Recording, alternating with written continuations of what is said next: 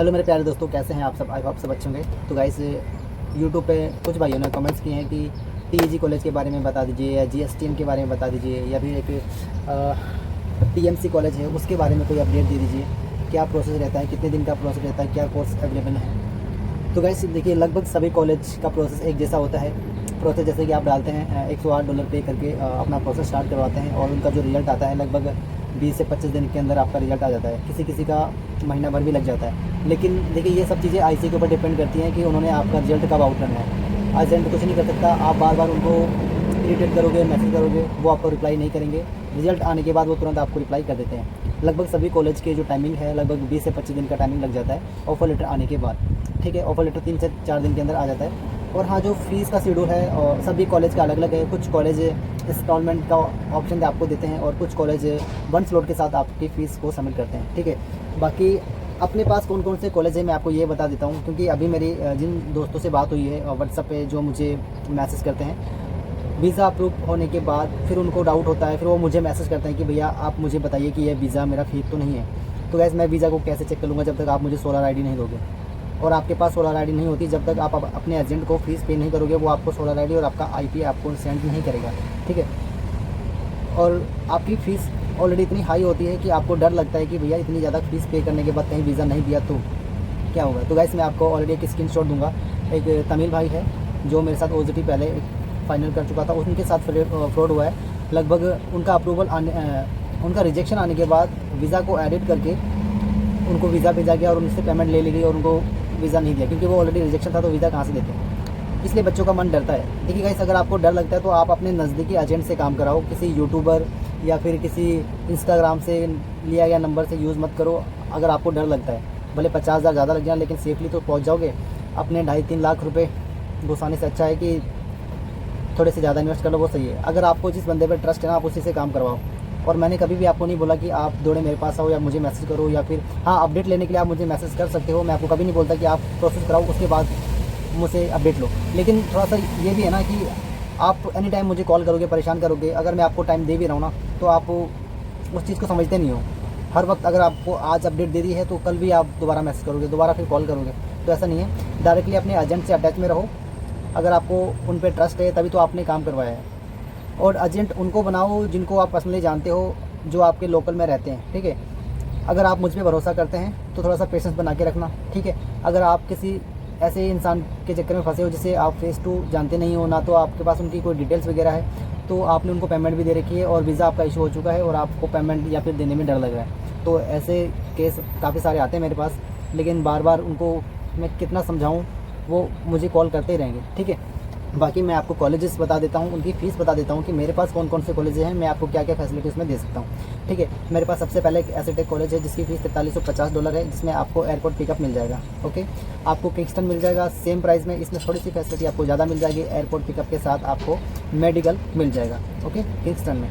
और आपको IMSC college मिल जाएगा, इसमें आपको एयरपोर्ट पिकअप मिल जाएगा $4350 में। ओके, और आपको GSTM कॉलेज मिल जाएगा $4350 में। आपको TMC कॉलेज मिल जाएगा $4350 में। इन सब में आपको एयरपोर्ट पिकअप मिलेगा। और आपको सिस कॉलेज मिल जाएगा, SISH ये कॉलेज आपको $4350 में ये भी मिल जाएगा। देखो, निगोशिएट हो जाएगा जब आप मुझे फ़ाइल दोगे।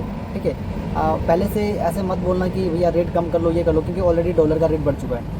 तो इसमें मेरी ऑलरेडी कमीशन जुड़ी हुई है, आपको अलग से देने की ज़रूरत नहीं है। मैं डायरेक्टली कॉलेज से ही अपना जो सर्विस चार्ज लेता हूँ फ़ीस के अंदर इंक्लूड होता है, आपको मुझे एक्स्ट्रा पे करने की ज़रूरत नहीं है। और जब प्रोसेस आप लगवाते हो, लगभग आप $108 पे करके अपना प्रोसेस स्टार्ट करवाते हो।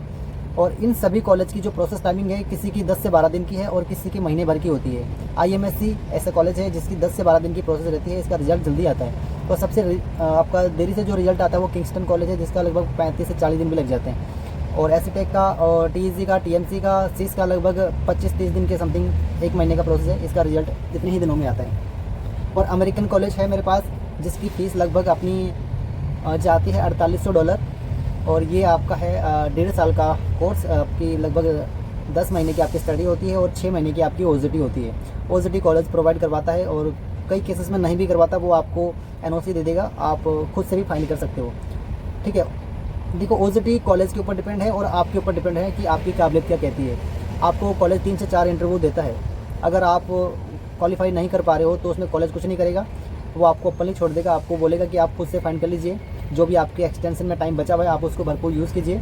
देखिए एक्सटेंशन 2 तरह की मिलती है, जब आपका स्टडी वीज़ा ख़त्म होता है तब आपको लगभग 1 महीने की एक्सटेंशन दी जाती है। अगर उन 30 दिनों में आपकी ओजेटी नहीं लग पाती है तो आप बचे हुए 4-5 दिनों में आप दोबारा से एक्सटेंशन अप्लाई करके एक दूसरी एक्सटेंशन ले सकते हो और आप उसका यूज़ करके अपनी ओजेटी फाइंड कर सकते हो। अगर कॉलेज आपको नहीं दे पा रहा है तो आप खुद से फाइंड कर सकते हो, आप किसी फ्रेंड की हेल्प ले सकते हो या फिर किसी ऐसे इंसान को जानते हो जो आपकी हेल्प कर सकता है स्टडी के दौरान आपसे जिनकी मुलाकात हुई हो। अगर आप मुझे कहते हो कि आप मुझे ओजेटी लगा दीजिए, देखिए गाइस मेरे हाथ में नहीं है।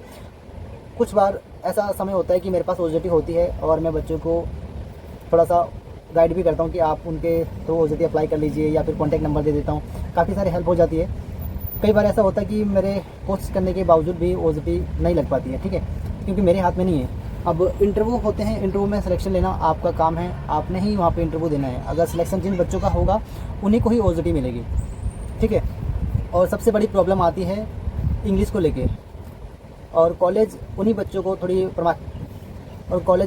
थोड़ा एडवांस और कॉलेज सब वैसे तो कॉलेज सभी बच्चों का वैसे तो कॉलेज सभी बच्चों का इंटरव्यू करवाता है, लेकिन सबसे बड़ी समस्या आ जाती है इंग्लिश की। और कुछ बच्चों की इंग्लिश इतनी कमज़ोर होती है कि वो इंटरव्यू क्लियर नहीं कर पाते और सामने वाले बंदे को थोड़ा सा बंदा ऐसा चाहिए होता है कि जिनकी इंग्लिश थोड़ी इंप्रूव हो, ताकि वो उनकी शॉप पे काम कर रहा है या फिर कहीं लॉन्ड्री में काम कर रहा है या फिर। और सबसे बड़ी प्रॉब्लम आती है इंग्लिश को लेके। कॉलेज तो देखो अपना काम पूरी तरह से अच्छी तरह से करता है, आपको 2 से 3 या 4 इंटरव्यू भी करवाता है। अगर आप उन इंटरव्यू में क्वालिफाई नहीं कर पा रहे हो तो उनकी क्या गलती है, ठीक है।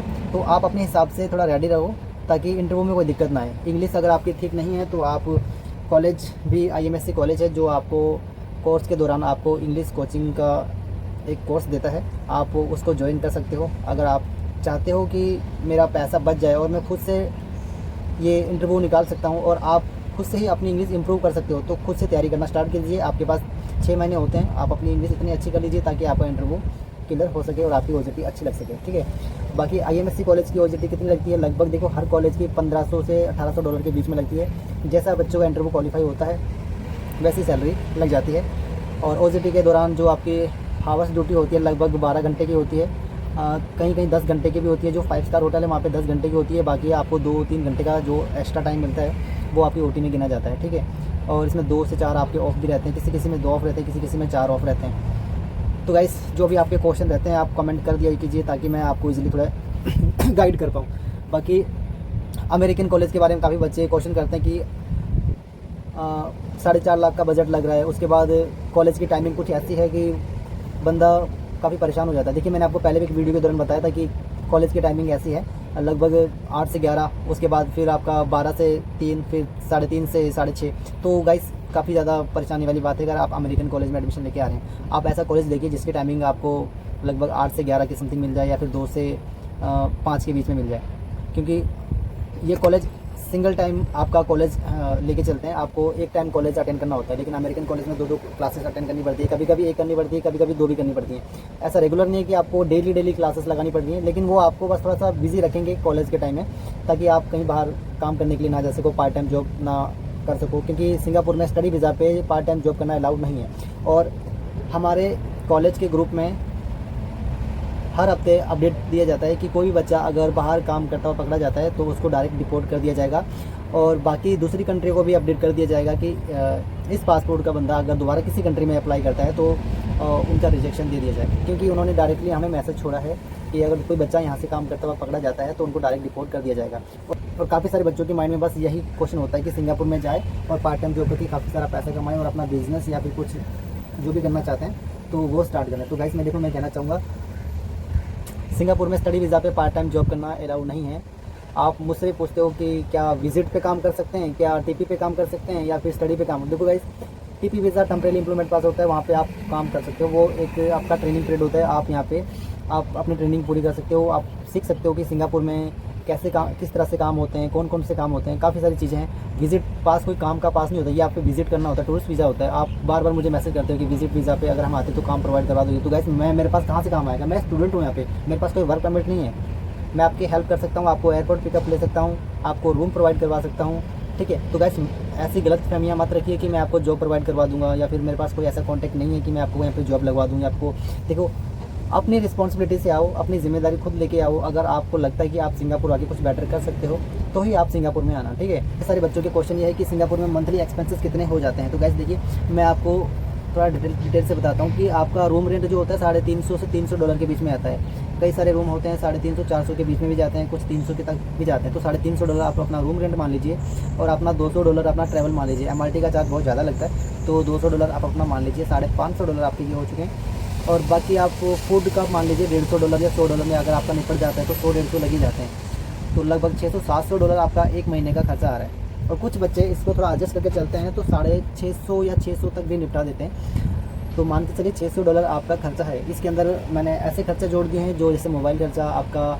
मेडिकल, कुछ ऐसा प्रॉब्लम हो जाए, कॉलेज में MC वगैरह डालनी पड़ जाए महीने में 1-2 बार, तो वो सब चीज़ें इंक्लूड कर दी। क्योंकि $150 फूड का नहीं आता है, तो मैंने $50 उसमें ऑलरेडी ऐड कर दिए हैं। तो लगभग आपका $600-650 एक महीने का खर्चा है। अधिक से अधिक बच्चे 500 में भी निपटा देते हैं, निपटाने वाले, ठीक है। तो वो अपनी अपनी बात है। जो बच्चे यहाँ पे कर रहे हैं सर्वाइव, उनको पता है कि अपना पैसा कैसे बचाना है। अगर आप आना चाहते हो, आपका वेलकम है, आइए। किसी भी कॉलेज से अगर आपको प्रोसेस स्टार्ट करवानी हो, आप किसी भी कॉलेज से प्रोसेस स्टार्ट करवा सकते हो, ठीक है। मात्र $108 प्रोसेस फीस है। आपको कोई भी सर्विस चाहिए, आप मुझे डायरेक्टली मैसेज कर सकते हो या कॉल कर सकते हो, लेकिन एक टाइमिंग के हिसाब से बेवजह बेटाइम कॉल ना कीजिए। तो गाइस, कई बार नए स्टूडेंट्स जो सिंगापुर में आते हैं उनसे मेरी बात होती है कि आपकी कॉलेज की क्या फ़ीस रही है, क्या चार्जेस दिए हैं अपने एजेंट को। तो उनका कहना होता है 4.5 से 6.5 लाख के बीच में वो आते हैं। और एजेंट का साथ उनका बस यही होता है कि वो एयरपोर्ट पिकअप करवा देते हैं। उसके बाद एजेंट का और उनका कोई वास्ता नहीं, ना तो उनकी कोई कॉल पिकअप होती है और ना ही उनसे कोई वार्तालाप होती है, ना कुछ मैसेज पे तो कोई रिप्लाई भी नहीं आता। तो अब वो यहाँ पे फंसे हुए हैं 5.5-6 लाख रुपये देके। तो गैस, इतना कोई फीस का चार्जेस तो है नहीं, आपको पता है। अगर आपको नहीं पता है तो सीधा डायरेक्टली जो कॉलेज बताया गया है उस कॉलेज को सर्च कीजिए, और वहाँ पे मोबाइल नंबर भी उनका ऐड होता है, जीमेल आईडी भी होती है, तो आप डायरेक्टली उनसे बात कर सकते हो। रिप्लाई थोड़ा लेट आता है, लेकिन रिप्लाई आता ज़रूर है, ठीक है। अगर आपको लगता है कि आपके एजेंट आपसे काफ़ी ज़्यादा चार्जेस ले रहे हैं तो आप डायरेक्टली मेल कर सकते हो कॉलेज को। या फिर देखो, ऑफर लेटर पे फीस ऑलरेडी हाई आती है, और एजेंट जो आपके होते हैं वो कई बार बढ़ा भी देते हैं, लगभग $5600 या $6200 या $6500 भी कर देते हैं। तो इससे देखो कोई फ़र्क नहीं पड़ता। अगर देखो, अभी मैं आपका वीज़ा अप्लाई कर रहा हूँ तो मैं आपको $4350 देता हूँ ऑफर लेटर। तो $4350 जो जेनुअल फीस है वो है, और इससे अलावा मेरे पास मैं आपसे कोई चार्ज नहीं लेता। इसी के अंदर मेरे जो सर्विस चार्ज है इंक्लूड है, मैं कॉलेज से डायरेक्टली लेता हूँ, ठीक है। तो अब ये है, कुछ एजेंट 5.5-6 लाख रुपये लेते हैं, वो इंडियन रुपीज़ में लेते हैं उनसे, कॉलेज में डायरेक्टली फीस सबमिट नहीं करवाते। तो यहाँ से बच्चों को थोड़ा डाउट होता है, लेकिन कर क्या सकते हैं, क्योंकि ऑलरेडी कमिटमेंट कर चुके हैं और उनको बता के ही ये सब चीज़ें फाइनल की गई हैं। बच्चा आने की खुशी में इतना एक्साइटेड होता है और कुछ बोलता भी नहीं है।